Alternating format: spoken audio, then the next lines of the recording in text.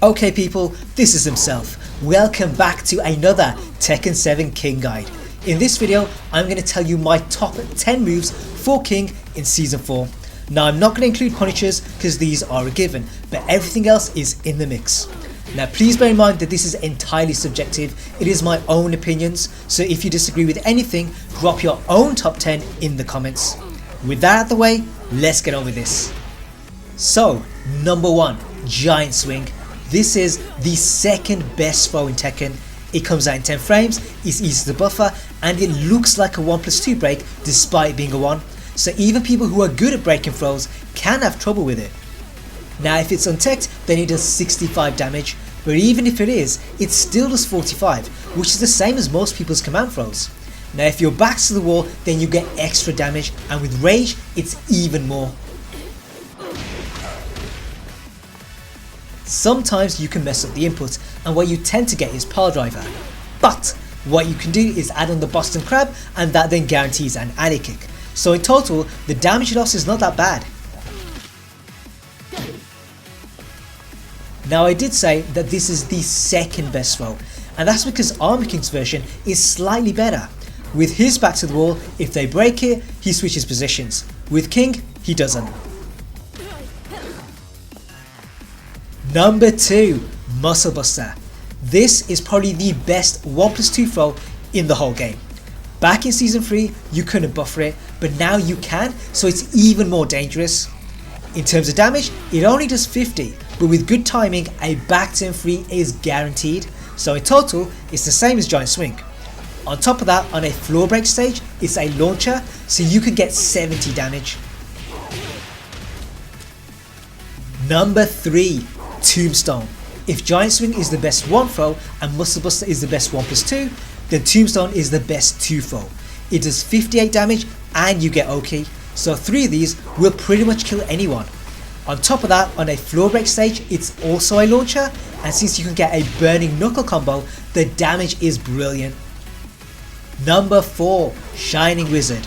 With the 3 throws just mentioned, they're best used defensively, but with Shining Wizard, you can use it offensively.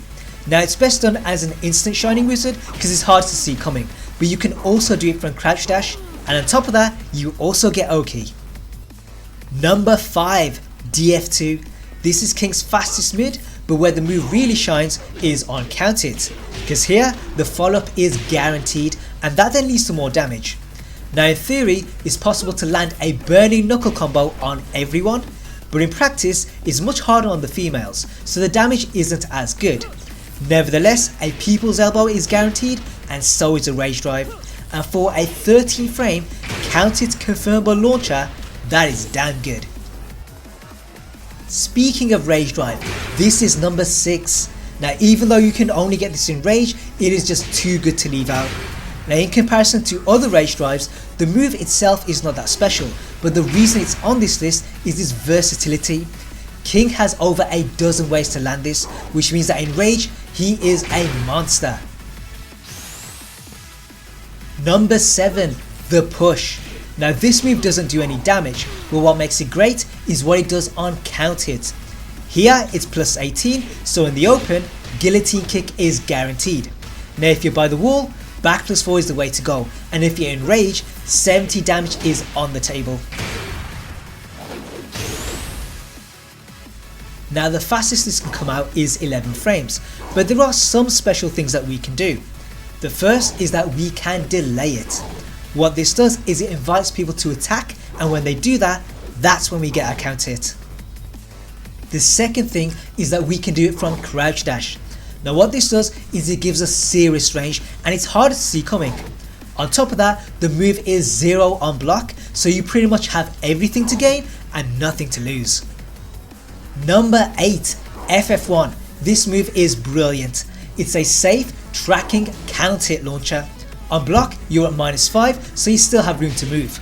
On hit, you're at plus 13, so you have complete control, and on count hit, you get a combo. And if that wasn't enough, it can also wall splat, so it pretty much does everything.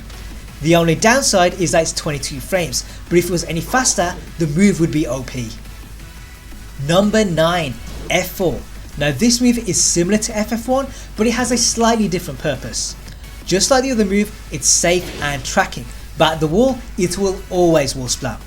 On top of that, it's 18 frames and low crushing, so it's a solid mid for hitting duckers, and against low jabs you'll jump right over them. And to finish the list, we have number 10, Victory Palm. Now back in season 1 this was just a knockdown, but in season 2 they changed it to a launcher, and that means you can do 60 damage. Now what I like to do is slice it right. The reason for this is that the move already has movement built in, and doing it this way makes it even more evasive.